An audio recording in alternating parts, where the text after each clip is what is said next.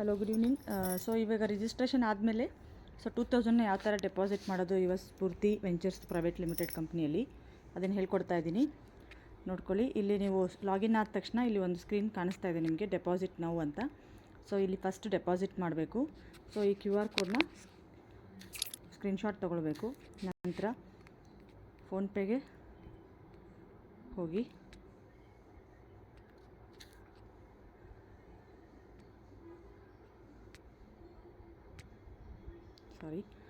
So ಫೋನ್ಪೇಯಲ್ಲಿ scanner ಇರುತ್ತೆ.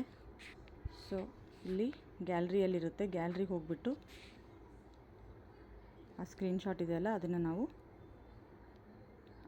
Upload ಮಾಡ್ಕೋಬೇಕಿಲ್ಲಿ. So ಯುವ ಸ್ಫೂರ್ತಿ company ಹೆಸರಿಗೆ ಹೋಗುತ್ತೆ ಅಮೌಂಟು. ಸೊ 2000 ರುಪೀಸ್ ಪೇ ಮಾಡ್ತಾಯಿದ್ದೀನಿ.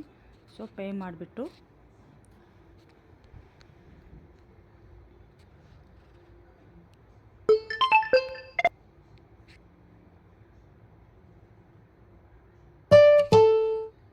ಪೇ ಮಾಡಿದ್ದೀನಿ. ಸೊ ಡೀಟೇಲ್ಸ್ನ ನೀವು ಇಲ್ಲಿ ನೋಡಿ, UTR ನಂಬರ್ ಇದೆಯಲ್ಲ ಅದನ್ನು ಕಾಪಿ ಮಾಡ್ಕೋಬೇಕು.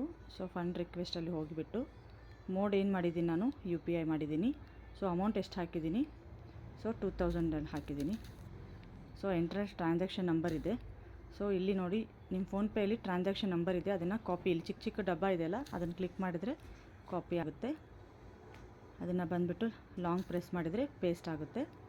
ಸೊ ಚೂಸ್ ಫೈಲ್ ಅಂದರೆ ನಮಗೆ ಇಲ್ಲಿ ಇದ್ರದ್ದು ಒಂದು ಸ್ಕ್ರೀನ್ಶಾಟ್ ತೊಗೋಬೇಕಾಗುತ್ತೆ. ಸೊ ನಾನು ಪೇಮೆಂಟ್ ಮಾಡಿರೋದು ಯುವ ಸ್ಫೂರ್ತಿಗೆ.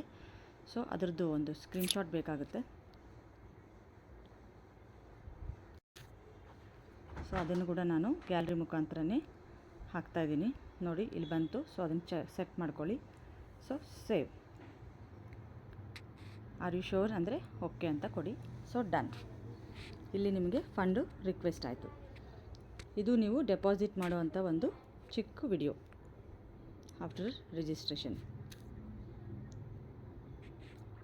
ನನಗೆ ಇಲ್ಲಿ ಡೆಪಾಸಿಟಲ್ಲಿ 2000 ಅಂತ ಬರುತ್ತೆ. ನಾನು ಅದನ್ನು ಯಾವ ಥರ ಆ್ಯಕ್ಟಿವ್ ಮಾಡೋದು ನೆಕ್ಸ್ಟ್ ವಿಡಿಯೋದಲ್ಲಿ ನಿಮಗೆ ಶೋ ಮಾಡ್ತೀನಿ.